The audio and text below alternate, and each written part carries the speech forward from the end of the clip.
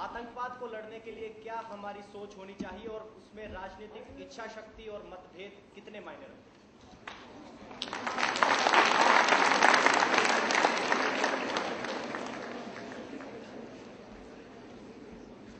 मैं तो टेररिज्म के प्रति नीति क्या होनी चाहिए, एक शब्द में कहूंगा, जीरो टॉलरेंस। Zero tolerance.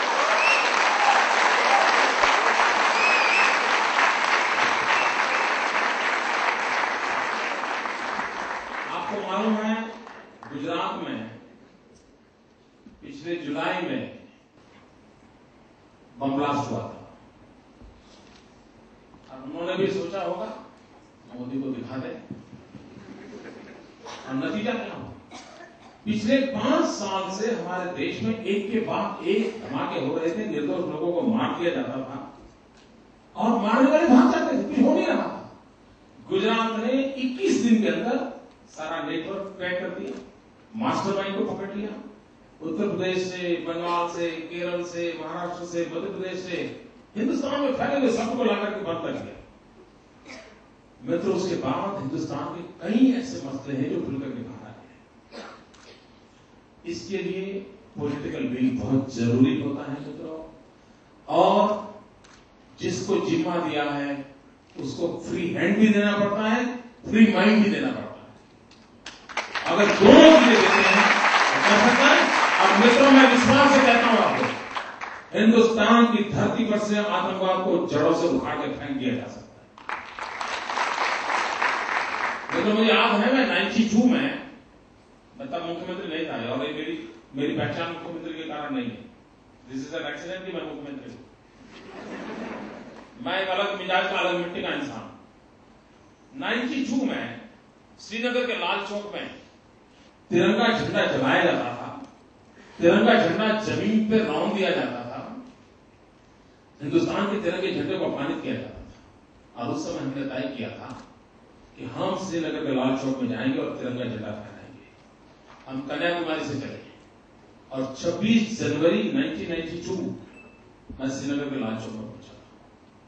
जब श्रीनगर के लाल चौक में जा रहा था, कन्याकुमारी से यात्रा लेकर के निकला था, तो टेररिस्टों ने पोस्टर लगाए थे। उन्होंने पोस्टर लगाया था कि किसने अपनी मां का दूध पिया है जो श्रीनगर में आकर के तिरंगा झंडा फहरा करके जिंदा जाए। तो मैंने उनको जम्मू में ललकारा था। मैंने कहा कि बेटे, मैं 26 जनवरी को ठीक 11 बजे श्रीनगर के लाल चौक में पहुंचूंगा और बुलेट प्रूफ जैकेट पहन करके नहीं आऊंगा, बुलेट प्रूफ कार में बैठ करके नहीं आऊंगा, हाथ में कोई शस्त्र लेकर के नहीं आऊंगा, अकेला तिरंगा झंडा लेकर के आऊंगा और श्रीनगर के लाल चौक में 11 बजे पहुंचूंगा और 11 बजे फैसला होगा किसने अपनी मां का दूध पिया।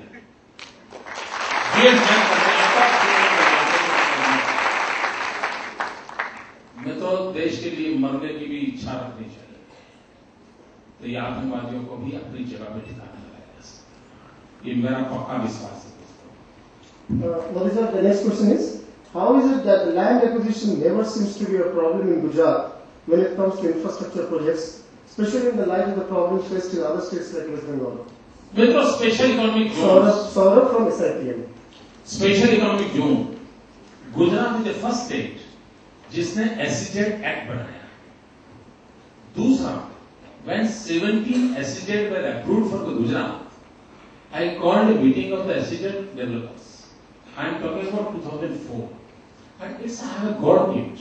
मैंने उनको उस दिन 2-3 चीजें बताई थी। मैं तो बहुत बड़ा एडमिनिस्ट्रेशन का एक्सपर्ट नहीं, लेकिन उनको मैंने कहा था, देखिए आपको SEZ बनाना है, अगर आप प्रॉपर्टी डेवलपर बनने वाले हो तो I will not allow your SEZ।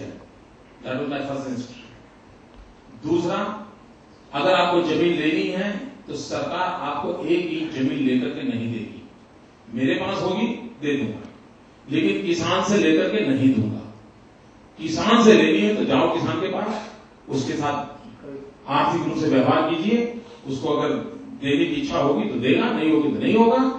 ये 3 चीजों को हमने अमल किया, और उसका कारण यह है कि today Gujarat is a state जहां पर हिंदुस्तान की maximum area covered for the SEZ, the highest number is Gujarat. There are some 63 SEZs are there in my state, not a single dispute is there. and you see the narrow example is there, I don't have any problem. SIDM के रुपेश जालन पूछते हैं कि आज जो गुजरात की सफलता है वो एंटरप्रेन्योरशिप स्पिरिट ऑफ गुजरातीज के कारण है या मोदी फैक्टर के कारण है।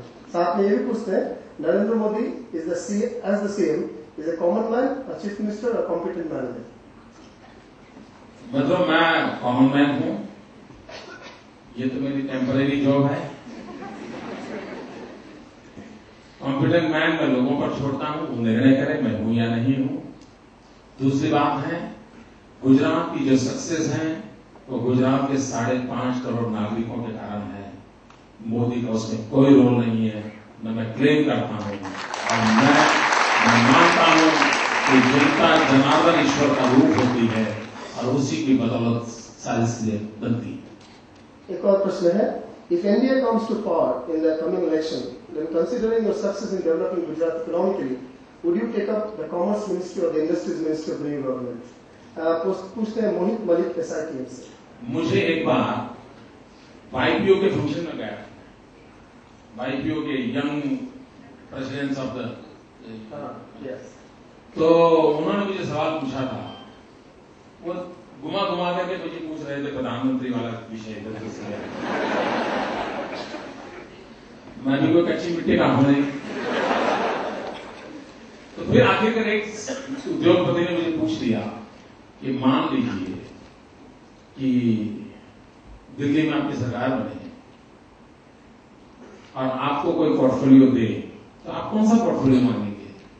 तो मैंने उनको जवाब दिया था, मैंने कहा फॉरगेट, मान लीजिए कि आप मुख्यमंत्री हैं, उसको कहा you are chief minister of Gujarat और आपको लगता है कि मोदी को मिनिस्टर बनाना चाहिए, आपका राइट है। पोर्टफोलियो क्या देना नहीं देना आपका राइट है।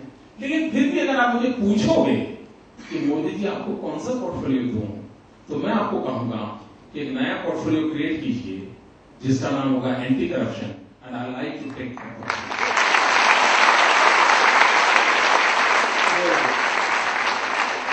एक और प्रश्न पूछते हैं अंकित पारिक SITM के, in this gloomy economic situation worldwide and to an extent in India also, what steps or new avenues do you see to be explored so that we not only remain afloat anyhow but also experience growth? जब ये recession की चर्चा चली तो मैं 4 महीने पहले प्रधानमंत्री के पास गया था। मैंने उनसे कहा देखिए ये जो बयानबाजी हो रही है भारत सरकार की तरफ से कि रिसेशन का हम पे कोई प्रभाव नहीं होगा, इससे फायदा नहीं होगा। एक तरफ तो महंगाई बढ़ती है तो आप कहते हैं ये ग्लोबल फिनोमेना है, महंगाई में तो ग्लोबल हवा लग जाती है और रिसेशन में नहीं लगेगी। मैंने कहा किसी गले नहीं उतरेगा।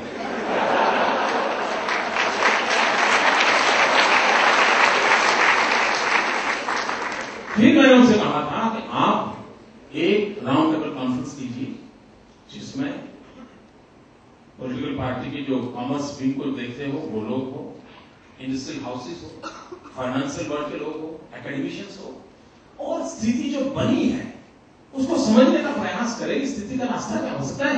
मान लीजिए आपको लगता है तकलीफ नहीं होने वाली, तो फायदा कैसे उठाया जाए उसको सोचो, कुछ तो करो। कुछ हुआ नहीं। फिर मैंने उनको एक और बात कही, मित्रों मैं आपको बताना चाहता हूं, मैं उनसे कहा था कि रिसेशन से मैं हिंदुस्तान का क्या होगा वो एक बात है, लेकिन मैं एक ऑर्डिनरी मैन, कॉमन मैन के रूप में मैं बताना चाहता हूं कि इस रिसेशन से सबसे बड़ा संकट में जो देख रहा हूं वो ये है, अगर दुनिया में कहीं से भी इस पूरी आर्थिक सुनामी में अगर कोई डर्टी मनी एंटर कर गया तो आने वाले सालों तक सारी सिस्टम तबाह हो जाएगी। And when I say dirty money does not mean black money, when I say dirty money means money from the terrorists, money from the mafias, money from the drug dealers। ये अगर आ गया रुपया और कोई इस बैंक को खरीद लिया, मान लीजिए उन्होंने अमेरिका की एक बैंक को एक माफिया लोगों ने खरीदे थे, तो वो सिस्टम में आ जाएंगे, और अगर सारी सिस्टम में इस प्रकार से घुस जाएंगे तो दुनिया तबाह हो जाएगी।